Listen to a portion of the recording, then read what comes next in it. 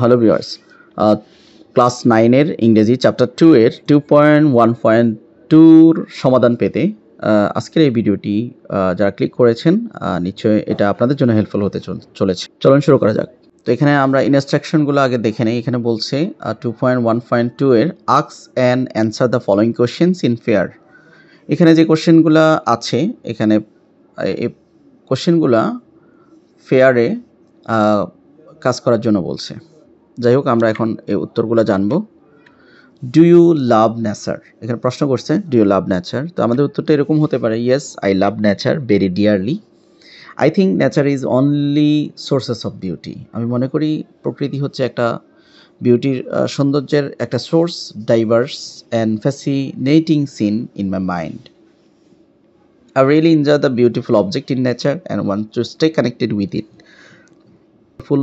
সুন্দর সুন্দর অবজেক্টগুলা, প্রাকৃতিক বিভিন্ন অবজেক্টগুলা আর এনজয় করতে চাচ্ছি এবং want to stay connected with it, এবং প্রকৃতির মাঝে থাকতে চাচ্ছি। এটার নাবাচক উত্তর হতে পারে, এরকম উত্তর হতে পারে, no I don't love nature so much.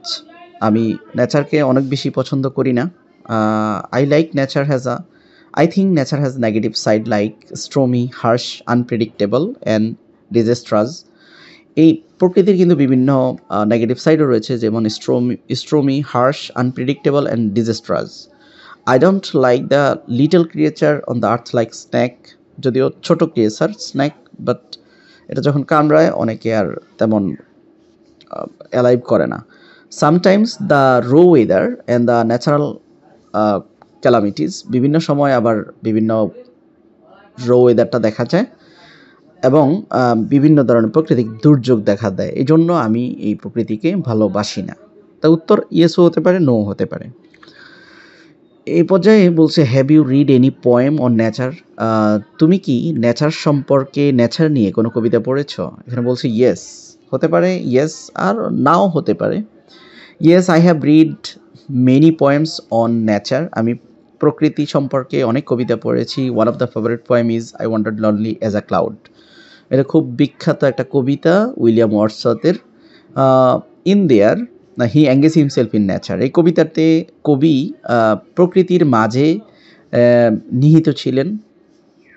Memories and স্পিরিচুয়ালিটিস, প্রকৃতি নিয়ে লিখেছেন, প্রকৃতির স্মৃতিগুলো নিয়ে লিখেছেন। These three words are tied together as the speaker Wordsworth himself, Wordsworth and himself. এখানে তিনটা ওয়ার্ড, তিনি প্রকৃতির মাঝে ছিলেন বিদায় মানে তার পুরা আমিত্বটা নেচারের মধ্যে নিহিত ছিল। Moves through a beautiful landscapes and he takes pleasures in the sight of daffodils and revive his spirit in nature. সে ড্যাফোডিলের মাঝে নিজেকে হারিয়ে ফেলেছেন।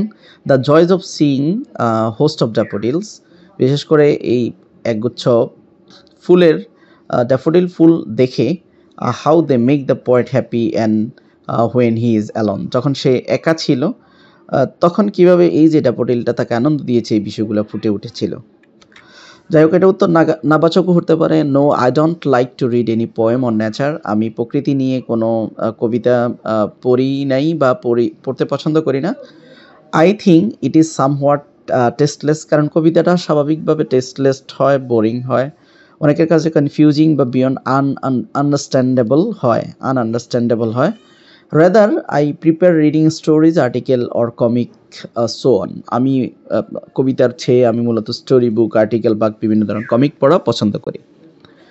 3 নম্বর কোয়েশ্চেন বলছে how does the poet depict nature in the poem. এই যে কবিতার কথা আমরা বলছি, এই কবিতাতে কবি নেচারকে কিভাবে রিপ্রেজেন্ট করেছে। The poet describe the nature as the source of inspiration. এখানে ওয়ার্ডসওয়ার্থ বলছে যে কবিতাটা হচ্ছে তার জন্য তার source of inspirations, beauty and happiness, তার সৌন্দর্যের প্রতীক, তার উৎসাহের প্রতীক। এবং and he uses golden fluttering glee, তারপরে bliss to unfold his feeling sing the host of daffodils.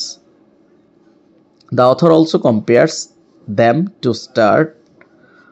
Starts, waves and dancers to show their moments and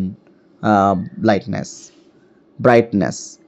যাই হোক, 3 নাম্বার পরের যে কোশ্চেনটা, does he use any literary elements like rhyming scheme, imagery or metaphor to describe nature. এই যে আমরা I wonder lonely as a cloud পড়েছি, এখানে কবি কি কোনো সিমিলি ব্যবহার, কোনো রাইমিং স্কিম ব্যবহার করেছে, কোনো ইমেজেস ব্যবহার করেছে বা কোনো মেটাফর ব্যবহার করেছে কিনা প্রকৃতিকে ডেসক্রাইব করতে গিয়ে? Yes, he or the poet uses a number of literary elements to describe nature. In this poem, the poet uses rhyming scheme like AB, AB, CC. এই লেসনটা বোঝার জন্য প্রয়োজনে আমাদের এর আগে যে ভিডিও প্রকাশ করেছি ওপিনিয়ন ম্যাটার্স, ওখানে কবিতাতে আমরা কীভাবে স্টানজা ধরেছি, এবি এবি সিসি এই রাইম স্কিম তিনি ব্যবহার করেছেন। এনহ্যান্স দ্য রাইমিং রিদম, কেন? রিদমটা এনহ্যান্স করার জন্য, বাড়ানোর জন্য। অ্যান্ড সেন্স অফ হারমোনি, একটা মিল আনার জন্য। হি ইউজেস ইমেজেস অফ ফ্লাওয়ার্স, তিনি বিভিন্ন ইমেজেস এখানে ব্যবহার করেছেন, বিশেষ করে flowers, stars, waves and dancers to create vivid pictures in the reader's mind. He uses metaphor, loneliness, তিনি মেটাফর ব্যবহার করেছেন, loneliness, wealth and joy to convey his emotions and thoughts.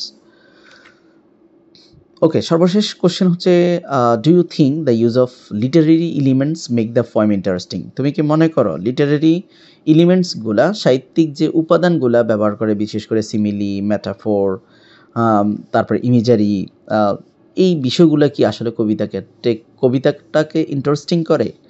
Yes, I think the uses of literary elements make the poem more interesting and due reader attention.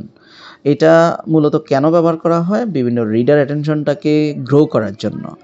They add variety, depth and richness of poem, বিভিন্ন পোয়েমের ডিপথে যাওয়ার জন্য, বিভিন্ন richness বোঝানোর জন্য কিন্তু এই literary এলিমেন্টসগুলো ব্যবহার করে। They or literary elements helps the reader to imagine, feel and understand the poet message. Author কী মেসেজ দিতে চায়, কী বার্তা দিতে চায় এই কবিতার, সেটা কিন্তু বোঝায় বিভিন্ন লিটারি এলিমেন্টসগুলা।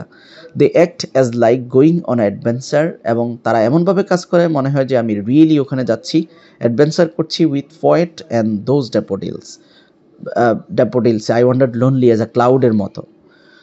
ওকে, তো 2.1 ক্লাস 9-এর ইংরেজি চ্যাপ্টার 2-এর 2.1 পেতে পরবর্তী ভিডিওতে চোখ রাখুন। চ্যানেলটিতে নতুন হয়ে থাকলে অবশ্যই সাবস্ক্রাইব করে দিবেন, আর যদি ইতিমধ্যে সাবস্ক্রাইব করে থাকেন থ্যাংক ইউ সো মাচ। নবম শ্রেণীর অন্যান্য চ্যাপ্টার ভিডিও পেতে চ্যানেলটি অবশ্যই সাবস্ক্রাইব করে বেল আইকনটি অন করে দিবেন। ভালো থাকবেন সবাই, আসসালামু আলাইকুম।